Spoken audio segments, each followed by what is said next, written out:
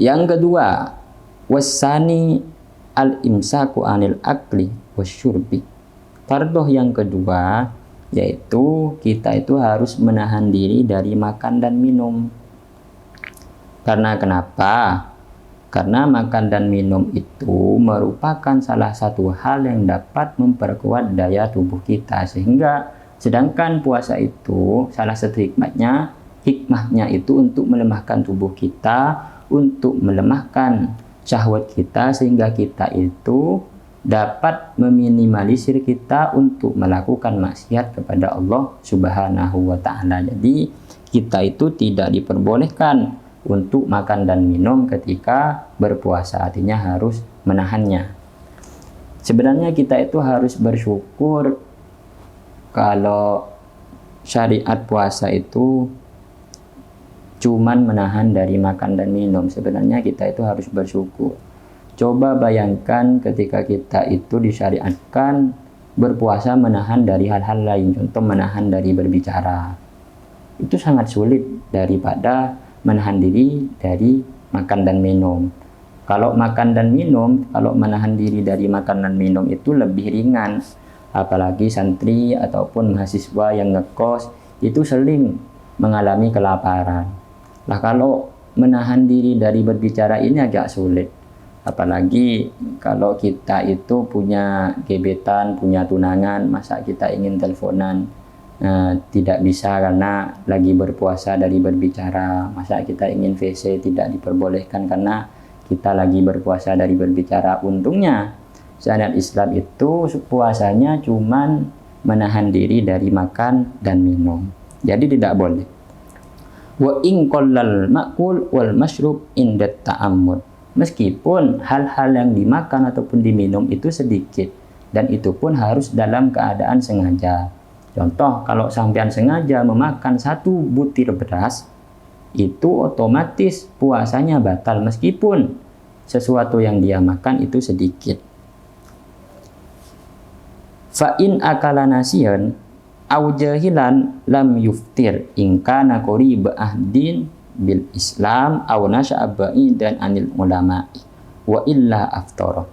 Ketika orang yang berpuasa itu memakan dalam keadaan lupa ataupun bodoh, itu hukumnya tidak membatalkan puasanya. Anggaplah ketika sampean makan ternyata dalam keadaan lupa, maka puasanya tetap dilanjutkan karena puasanya itu tidak batal. Ataupun dalam keadaan bodoh, ya disebabkan karena masih baru masuk Islam, ataupun memang dia berada di daerah-daerah yang jauh dari keilmuan, jauh dari para ulama, maka itu juga tidak membatalkan puasa. Wa illa, jika orang yang bodoh itu ternyata sudah lama masuk Islam dan juga sudah muhalatoh dengan para ulama, bercampur baur dengan ulama, artinya tidak jauh dari kalangan ulama, ternyata dia tetap jahil, itu tetap membatalkan puasa. Karena kenapa? Ya karena salahnya sendiri. Mengapa kok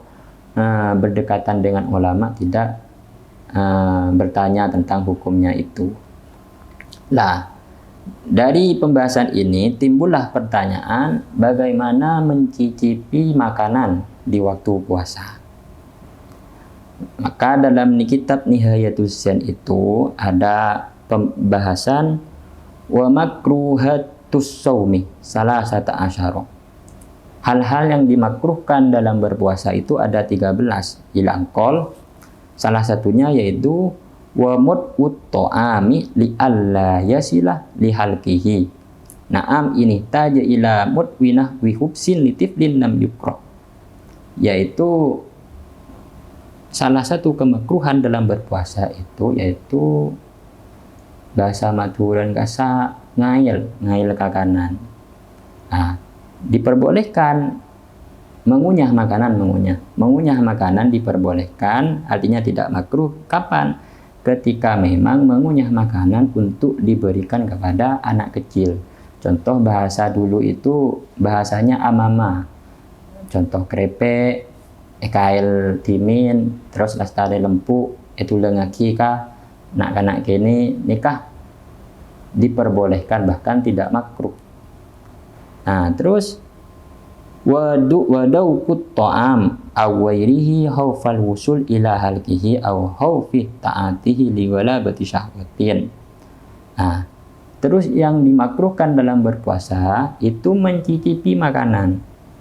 Hukum mencicipi makanan itu puasanya tetap tidak batal, namun dimakruhkan saja. Karena kenapa? Karena dikhawatirkan takut ada makanan yang masuk terhadap tenggorokan kita sehingga puasa kita itu batal, ataupun takutnya kita itu selera kita itu tergugah.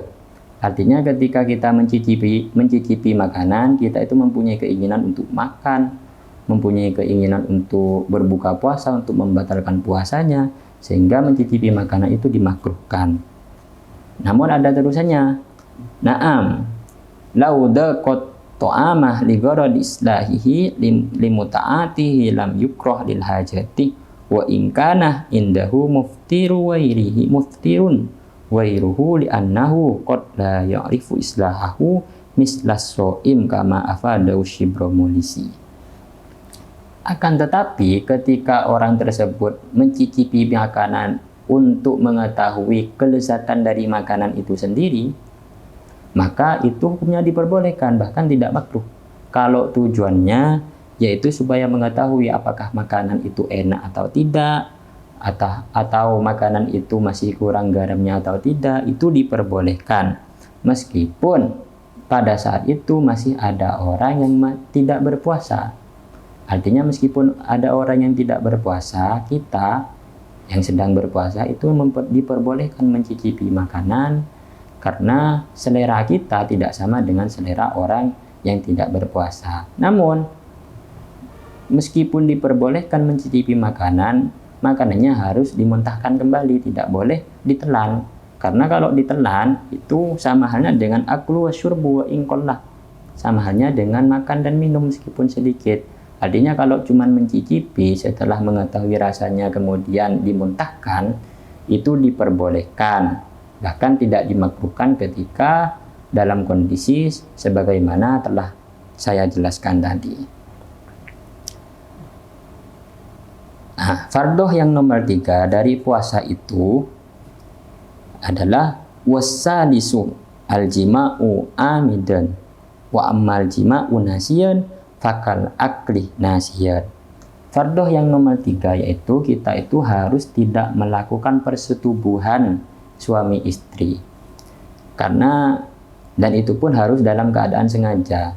Artinya kita kalau puasa, kita itu tidak boleh sengaja melakukan hubungan istri dalam keluarga kita, karena hubungan istri itu salah satu hal yang dapat membatalkan puasa. Wa amal jima'u nasiyan, kalau kita dalam keadaan lupa, berjima dalam keadaan lupa, maka hukumnya fakal akli nasiyan, sama halnya dengan makan dalam keadaan lupa. Artinya apa? Artinya puasanya tidak batal ketika memang kita itu sampian yang punya istri lah, melakukan persetubuhan dalam keadaan lupa. Dan salah satu hal yang membatalkan puasa yang agak berat konsekuensinya itu ya adalah jima. Karena di jima itu selain harus mengkodok, itu juga harus bayar kafarot, yang kafarotnya itu semuanya berat. Iku rokobatin, harus memerdekakan budak, sedangkan sekarang itu tidak ada, ataupun berpuasa 2 bulan secara berturut-turut. Yang ketiga yaitu, ataupun kalau tidak mampu dari nomor 1 yang nomor 2, memberikan makanan sebesar 60 orang miskin, yaitu 1 mud untuk orang miskin setiap harinya. Kalau jima di sepanjang bulan Ramadan, itu kalau masalah jima. Fardoh yang nomor 4 yaitu warrabi'u ta'ammudul qai'i falau balabahul qai'u lam yabtul shaumuhu.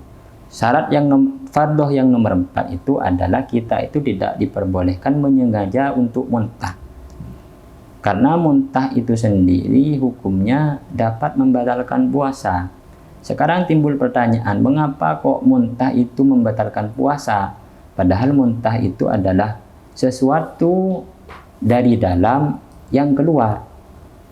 Nah, kenapa kok sesuatu yang keluar, yang dari dalam keluar itu dapat membatalkan? Mestinya kan yang dari dalam masuk ke dalam tubuh itu yang membatalkan. Namun kalau muntah, kalau menyengaja muntah itu ternyata membatalkan. Karena kenapa?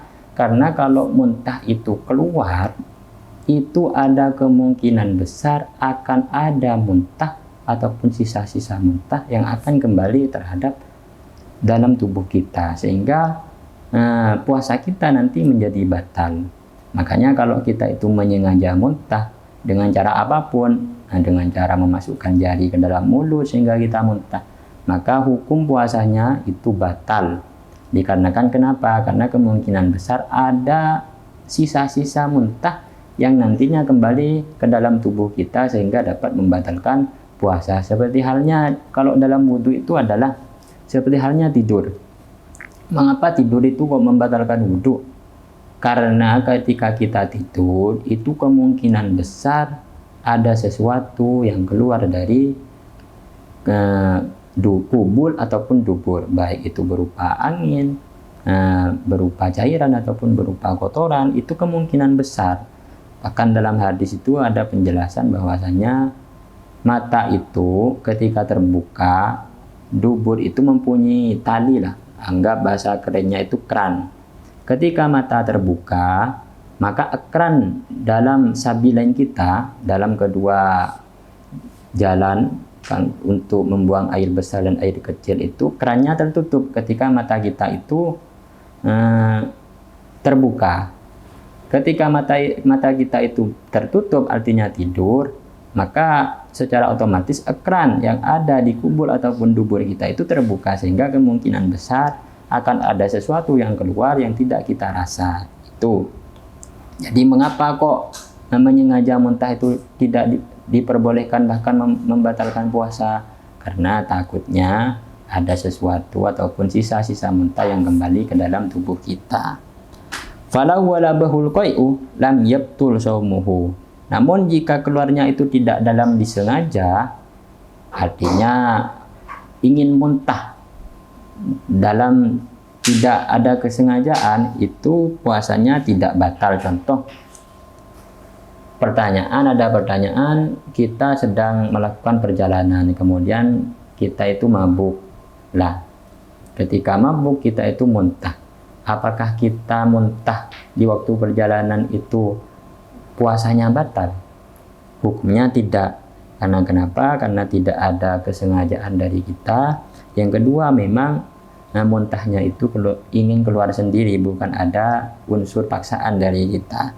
Makanya kalau muntah di perjalanan itu hukumnya tidak batal.